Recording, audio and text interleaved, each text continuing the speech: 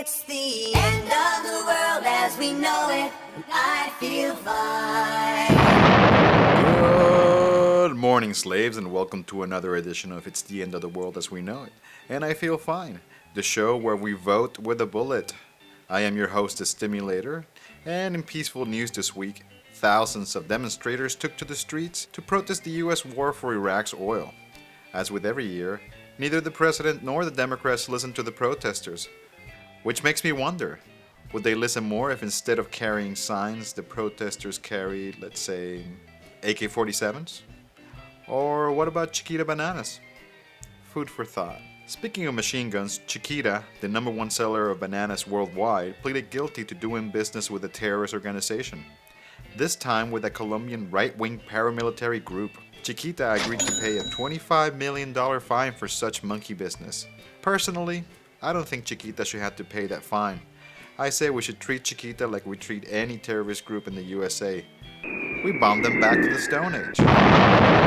Finally, in Big Brother news, the city of Gloucester in the UK has begun testing talking cameras, or security cameras with loudspeakers attached to them. In an attempt to make more and more paranoid freaks say, "I told you so," cops who monitor the city will have the ability to tell troublemakers to stop it, or to just have some plain old fun. Holy cow, I'm totally going so fast. Oh, fuck! What the fuck are you kids doing on my fucking road? And don't look at me when I'm fucking talking to you! Your habits, your facts, your fears. Give us your address, your shoe size, your years, your digits, your plans, your number, your eyes, your schedule, your desktop, your details, your life. Show us your children, your photos, your home. Here, take credit, take insurance, take a loan.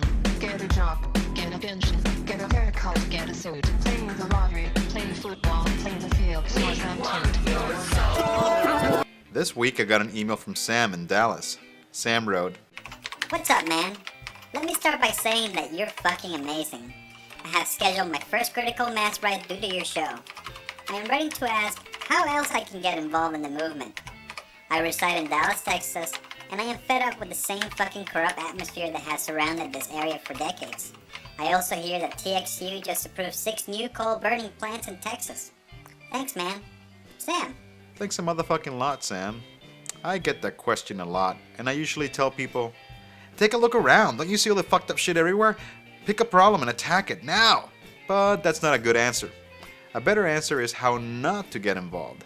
People in our society keep lying to themselves into thinking that things such as voting, signing petitions, or sending a letter to your congresswoman actually change things.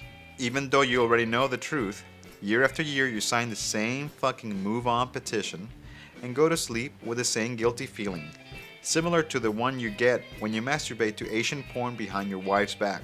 So instead of taking the long route to dealing with the problems that bug you, take a more direct route, or direct action. Simply put, direct action is just that, bypassing all the bullshit and attacking the problem directly, just like you did when you planned critical mass in Dallas. You did it all on your own, without asking for permission, or without waiting for anyone to do it for you. A great introduction to direct action is this hefty tome entitled Recipes for Disaster from the good folks at CrimeThink. This one is available on our website and on other fine anarchist establishments. For many years now, I have fantasized about having a commune. You know, a place where you go to grow your own food, hang with friends, and have a standoff with the government. While in Austin, Texas, I found such a place. Well, not the government standoff type of place, but a little oasis in the middle of bushland called Rhizome. Here's Scott Kellogg to tell us more about Rhizome. So, what the fuck is Rhizome? We're a nonprofit organization. We've been at this location for 7 years. I have a 2-part purpose, which is to be a center for community organizing and a center for urban sustainability education. We provide low-rent space to a number of different social and activist organizations, Bikes Across Borders, who brings bikes down to Mexico and Cuba and then does neighborhood bike shops.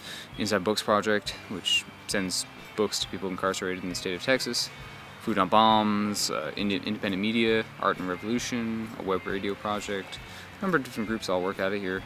And then we also have the Center for Urban Sustainability Education, where we have on display numerous ecological tools and technologies. things designed to give people more local access and control over life's essential resources: food, water security, waste management, energy production. Why will you have your commune in the middle of the city? I mean, if the shit goes down, wouldn't you rather be in the boonies? I mean, I believe that cities have a lot of potential to be designed so that they're capable of providing for a lot of our needs.